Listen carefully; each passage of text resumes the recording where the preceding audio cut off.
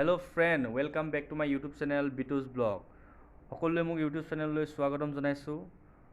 আজি আমি গৈ আছোঁ এনেকুৱা এটা ঠাইলৈ যিটো ঠাই বহুত পুৰণা, যেহেতু মানুহৰ মুখত আমি শুনি আছোঁ যে বহুত পুৰণিকলীয়া এটা ঠাই। তো কি হয়নো মই আপোনালোকক দেখাবলৈ গৈ আছোঁ। চ' আপোনালোকে মোৰ লগত ভিডিঅ'টো চাই থাকক।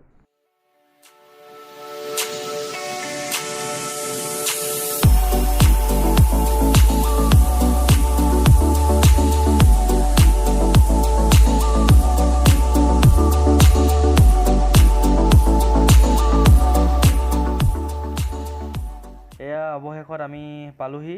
এয়া দেখিছে আপোনালোকে কুন্দা আটা থানলৈ পালোহি আমি। এইখন গেট দেখিছে, থানলৈ সোমাই যায় এখন গেট। এয়া দেখিছে আপোনালোকে এখন ইমান ডাঙৰ এখন শৰাই ধুনীয়াভাৱে সজাই ৰাখিছে। এয়া আমাৰ অসমীয়া সংস্কৃতি। আৰু এইফালে দেখিছে আপোনালোকে এই খোল বজাই আছে সুন্দৰভাৱে, আৰু এইফালে দেখিছে আপোনালোকে বৰকাহ বজাই আছে।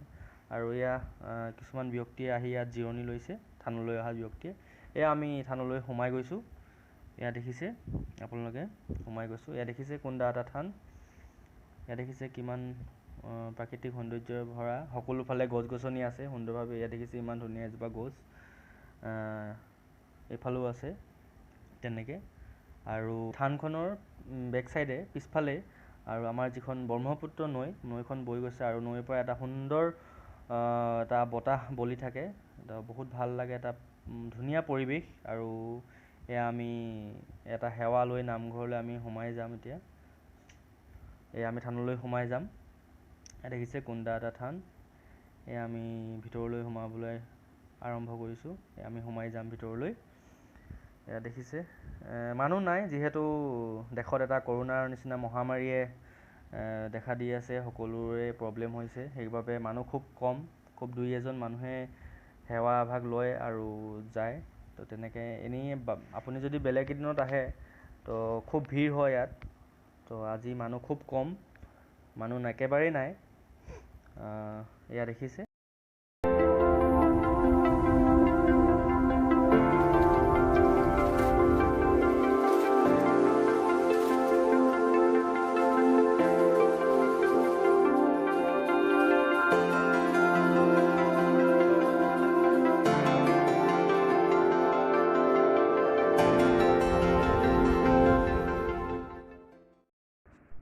আহক এতিয়া ইয়াৰে ককা এজনক আমি সুধোঁ এই থানখনৰ বিষয়ে, যে কিমান পুৰণি, তেখেতৰ মুখেৰে আমি শুনি চাওঁ। সীমা দিব নোৱাৰে, বুজিছেনে? কমটিকৈ 400 বছৰ আগৰ কথা এইটো। 400 বছৰ আগৰ পুৰণা এখন থান। পুৰণা থান। হয়। তো আপোনাৰ ইয়াতে একচুৱেলি আপুনি ভকত হিচাপে আছে। আপোনাৰ ইয়াত কিমান থানঘৰীয়া হিচাপে? থানঘৰীয়া। আপোনাৰ কিমান দিন হৈছে? মোৰ ইয়াত 10 বছৰ। 10 বছৰ। হয়, ঠিক আছে। তো ডিব্ৰুগড় ডিষ্ট্ৰিক্ট ৰৌমৰীয়া বুলি এডোখৰ জেগা আছে। তো ৰৌমৰীয়া বগৰীতোলা কুন্দা এটা থান, ইয়াত সকলোৱে আহিব পাৰে। সকলো আহিব। বিখ্যাত এখন থান হয়। আৰু 400 বছৰ পুৰণা। দদৌৰ মতে আমি যিমান গম পাইছোঁ মই এতিয়া 400 বছৰ এখন পুৰণা থান হয়। তো ঠিক আছে দদৌ, ধন্যবাদ।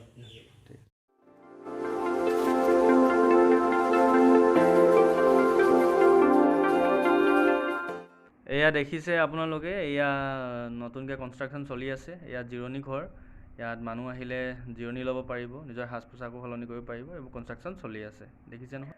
এয়া দেখিছে নহয় আপোনালোকে, মই কেমেৰাত ইমান জুম কৰিব পৰা নাই। ব'লক তাৰ ওচৰলৈ আমি যাওঁ, তাত কিনো আছে আমি চাওঁগৈ ব'লক। এয়া আপোনালোকে দেখিছে, এয়া এক নাদ হয়, ঔষধিযুক্ত নাদ। আৰু এই নাদ ইমানেই পুৰণি, থানখনৰ যিমান পুৰণি এই নাদৰো সিমানেই পুৰণা বুলি মই ইতিমধ্যে গম পাইছোঁ।